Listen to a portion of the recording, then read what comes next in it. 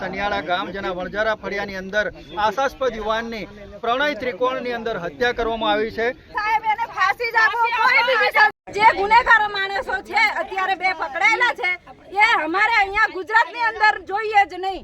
એને ફાંસીની સજા આપો, જેવા મારા છોકરાને રીબાઈને માર્યા છે એને કરતા ડબલ એની સજા હોવી જોઈએ। શું નામ છે આપનું? મારું અંજુબેન કિરીટભાઈ વણઝારા। હું અહીંયા સનિયાળામાં જ રહું છું। મારો જેઠનો છોકરો આજે મારો દીકરો મોટો 5 ભાઈની વચ્ચે આ મારો છોકરો દીકરો એના બધા કરતા વધારે પ્રેમ આ દીકરાને અમે કરતા હતા, કેમ કે આજે આ દીકરો મોભની જેમ તૂટી પડ્યો, કાચની જેમ અમારે તૂટીને જતો રહ્યો। એ દીકરાને અમારે કેવી રીતે ભૂલવાનો અને કેવી રીતે એ દીકરાને અમારે આખી જિંદગી કેવી રીતે વિતાવવાની? એને સજા જ આપો, ફાંસીની સજા।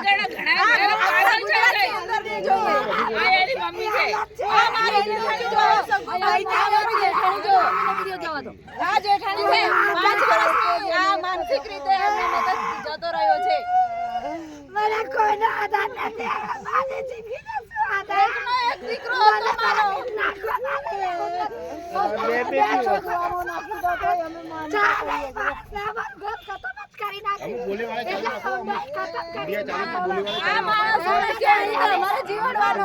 મારે સજા જ કરો, બીજું કંઈ નહીં। પેટ્રોલ નાખીને મારો રિમાન્ડ છોડો એને, પેટ્રોલ નાખીને જીતાવો કઈ ના થાય। આ એની બેન છે, આ છોકરીની બેન છે।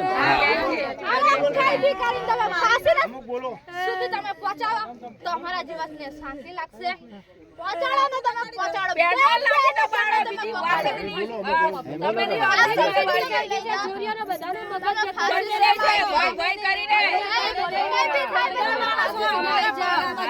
જતો રહ્યો, કશું છે જ નહીં। અમારો ભાઈ હતો, અમારા બધા કરતા વાલો અમારો ભાઈ હતો, સૌથી આ ઘરમાં મોટો ભાઈ હતો અમારો, બધાથી પ્યારો હતો એ।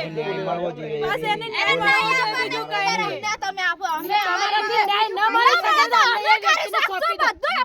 અમારે એને કરી શકશું, આલાને ધીકાઈ નાખી એટલે કાપી નાખી ઘર સુધી અમારા છોકરાને શું કરી દીધા એને કાપીને હું કાપી દફા બેઠા છો બધા। એને ફાંસી જ આપો, કોઈ બીજી સજા નથી। એને ફાંસી સિવાયની કોઈ સજા નથી।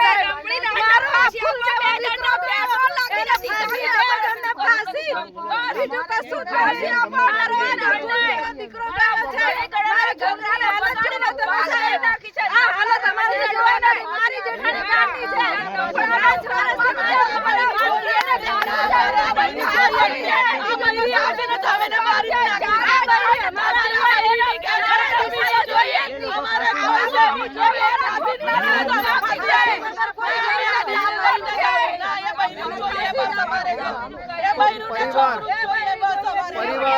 પરિવાર ફાંસીની સજાની માંગ